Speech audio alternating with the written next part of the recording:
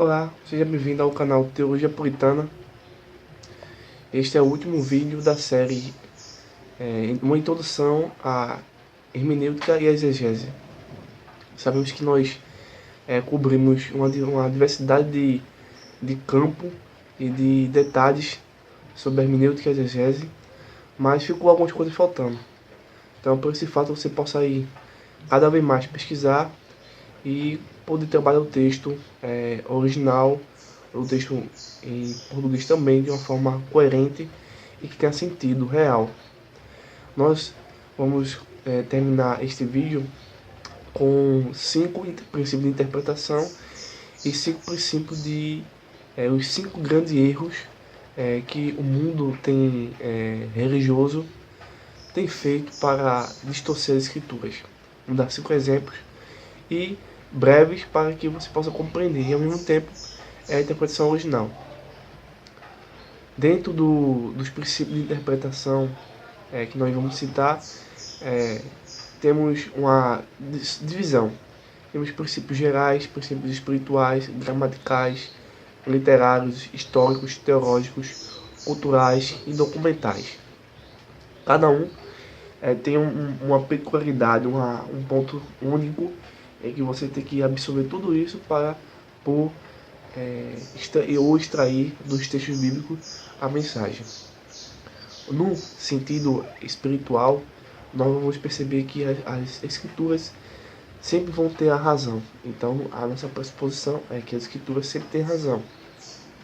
O segundo ponto é que nós devemos ter humildade em relação às escrituras, estudar sabendo que as escrituras têm autoridade, que elas são divinamente inspiradas.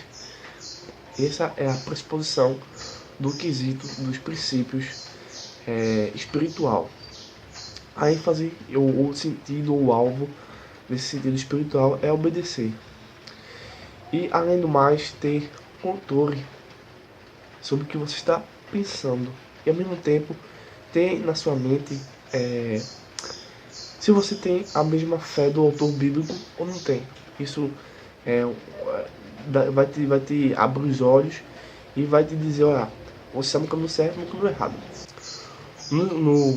No contexto ou no princípio gerais de interpretação, nós vamos entender que a Bíblia vai sempre explicar a Bíblia. Ou seja, o Novo Testamento tem um papel fundamental na iluminação do Antigo Testamento, porque nós sabemos sistematicamente que o Antigo Testamento eram sombras do que havia de vir.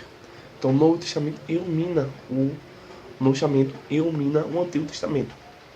O contexto bíblico é o mais importante que o nosso. Tá? É o contexto bíblico que vai... E o contexto político, o contexto social, o contexto da época é importante para o seu estudo.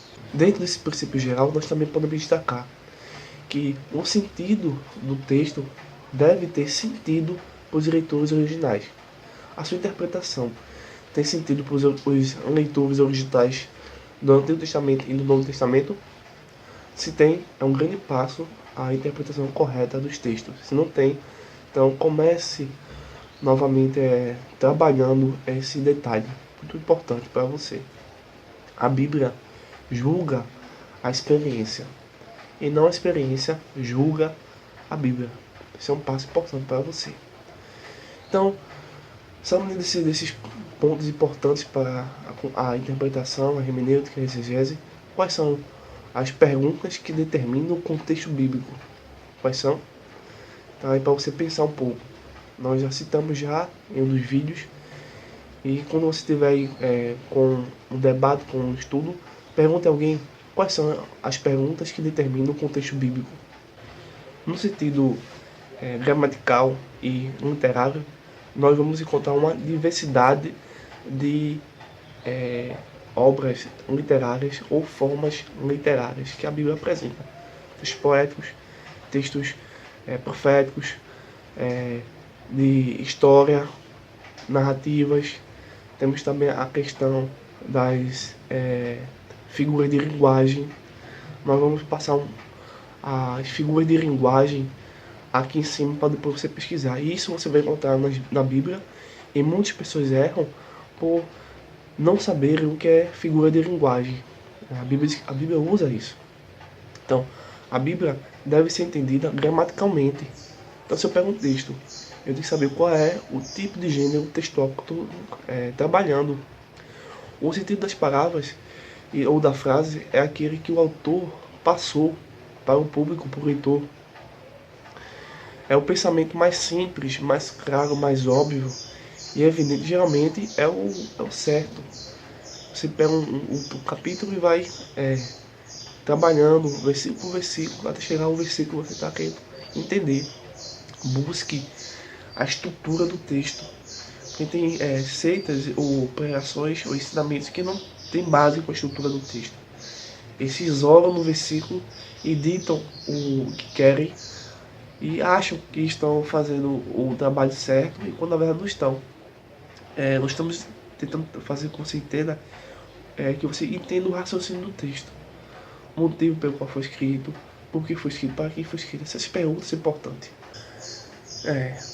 Os princípios de interpretação históricos e documentais, nós sabemos que, por exemplo, a Bíblia é um livro não só histórico, mas também um documento de um povo, de uma nação, ou um testamento. Então nós já dissemos para você que o Antigo Testamento é, como um todo, um processo de revelação progressiva que vai do Antiga Aliança para a Nova Aliança. As narrativas históricas são evidências da prática antiga e não ordens. Tá? As narrativas históricas são evidências da prática antiga de um povo antigo e não são ordens, não são mandamentos. Ainda que tenha algum imperativo, a tarefa do intérprete é de um historiador que vai tentar reconstruir uma situação original e entender o motivo pelo qual foi escrito. Se você entende o motivo pelo qual foi escrito e começa a querer inventar um outro tipo de aplicação ou hermenêutica do texto, estão se desviando do caminho da hermenêutica. Dentro do princípio teológico e cultural, político e social, nós vamos destacar o seguinte: não seja tão aberto e fechado. Então aceite todos os tipos de informação, de crítica, de opinião, de sugestão, de comentário a respeito de um tema. E seja aberto para receber esses materiais e fazer uma dosagem, um julgamento. Mas ao mesmo tempo, seja fechado. Não aceite o que vai corromper a essência do seu objetivo, certo? Estude com o que você conseguir, os materiais que você já tem, além com o que você tem, faça anotações, pesquise cada vez mais, busque as fontes corretas, não tem muita fonte errada, tem a aparência de certo, mas errado, é a chamada verossimilhança, tem a aparência de verdade, mas não é. Caso a Bíblia ensine duas coisas diferentes ou contraditórias ou opostas, inicialmente nossa recomendação é que você aceite esses dois conflitos, mas com o passar do tempo, novas pesquisas vão ser feitas e possivelmente vai ser solucionado o problema. Então, dentro dessa questão, nós vamos encontrar uma coisa muito interessante, que é o argumento do silêncio, que deve ser utilizado sempre e quando houver dúvidas, questionamentos, dificuldade do texto ou a falta de resposta e soluções para o problema. Ou seja, não proibir e não permitir, né, a respeito disso. A nossa cultura não pode relativizar os ensinamentos éticos, morais e os princípios bíblicos, como tem ocorrido com o passar do tempo, principalmente agora na questão da ideologia de gênero. Muito cuidado com isso. Algumas igrejas estão querendo abordar um tema e abordam de maneira errada ou abordam de maneira equivocada, ou quando abordam de maneira boa ou fria. Cada caso é um caso. Não confundir a cultura dos escritores com a mensagem divina. Por exemplo, tem gente que pega o Salmo e diz: olha, vamos bater palmas, porque o Salmo diz que os seguidores batiam palmas, quando na verdade eram palmas de palmeiras, não palmas de bater as mãos. Algumas pessoas confundem isso. Não introduzir a nossa cultura no texto. É o que tem muita gente feito, tem fazendo por aí. Estão introduzindo a cultura, o jeito de pensar atualmente, no século XXI, com a concepção pós-moderna, contrário ao modernismo, ao texto que você está lendo. Eu gostaria de sugerir esse livro aqui, para que vocês possam adquirir, que é o Guia Básico para a Interpretação da Bíblia, interpretando conforme as regras. Então é importante você interpretar o texto bíblico conforme as regras. Tem gente que não interpreta, mas não interpreta conforme as regras. Isso aqui é muito bom, é interessante, sempre uso, recomendo para vocês. Vamos agora entrar no segundo ponto, que é os 5 erros do mundo religioso que usam a Bíblia para trazer suas doutrinas e seus ensinamentos. Obviamente vai ser breve, bem breve, mas você vai saber aí os erros e a forma correta. É a questão do batismo nas águas. O pessoal sempre ensina, batismo nas águas não salva. Isso está na Bíblia. A ênfase ou a conclusão sobre o estudo do batismo está na Bíblia. Vamos verificar dois textos. Um se encontra em Marcos, capítulo 16 e o verso 16. Deixa eu achar aqui. Quem crê e for batizado será salvo, mas quem, porém, não crê será condenado. Então o texto está dizendo aqui que a salvação vem com o ato da fé e com o ato do batismo, por causa da condição E, que une o ato de crer com o ato de ser batizado. Então, ser batizado é para ser salvo, diferentemente do ensinamento de que diz que não se salva. Outro texto que se encontra em 1 Pedro, o qual, figurando o batismo, agora também vos salva. Então, o batismo agora vos salva, não sendo a remoção da imundícia da carne, mas a indignação de uma boa consciência para com Deus, por meio da ressurreição de Cristo. Então, se ensinou que batismo nas águas não se salva, usando vários textos bíblicos. Nós verificamos os textos bíblicos que batismo nas águas salva. Existe agora um novo ensinamento que é o chamado terra plana. Vamos verificar aqui em Jó 38. Então, minha pergunta ao pessoal: que texto nós estamos lidando? Texto poético. É um texto científico? Não é um texto científico, é um texto poético. E o que o texto quer dizer? Nós pegamos o versículo 38 e começamos o trabalho, vai esticar muito nosso tempo. Mas vamos ver aqui o versículo de 14. A terra se modera como barro, debaixo do cirro, e tudo se apresenta por vestidos. Mas o versículo 38, verso 1 diz assim: depois disto, o Senhor, do meio de um redemoinho, respondeu a Jó: quem é este que escurece os meus desígnios com palavras sem conhecimento? Então Deus está conversando com Jó, trocando conhecimento, e lhe perguntando: você tem algum tipo de conhecimento, Jó? Consequentemente, a passagem toda vai dizer que Jó não tem conhecimento nenhum a respeito da criação de Deus. Nós estamos lidando com um texto poético. E o verso diz assim: cinge, pois, os lombos como homem, pois eu te perguntarei, e tu me farás responder: onde estava tu quando eu lançava os fundamentos da terra? Então Jó é incapaz de responder a Deus, né, a respeito da criação da terra ou do universo. Então é um texto que não tem base científica para estabelecer o formato da terra inicialmente. Posteriormente nós vamos abordar esse tema na nossa série Teorias da Conspiração. Vamos começar abordando o Código da Vinci, a teoria reptiliana e a questão da Terra plana.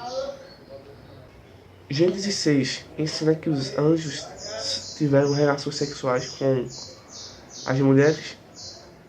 O livro de Enoque e alguns canais do YouTube que apoiam a Terra plana ensina que sim.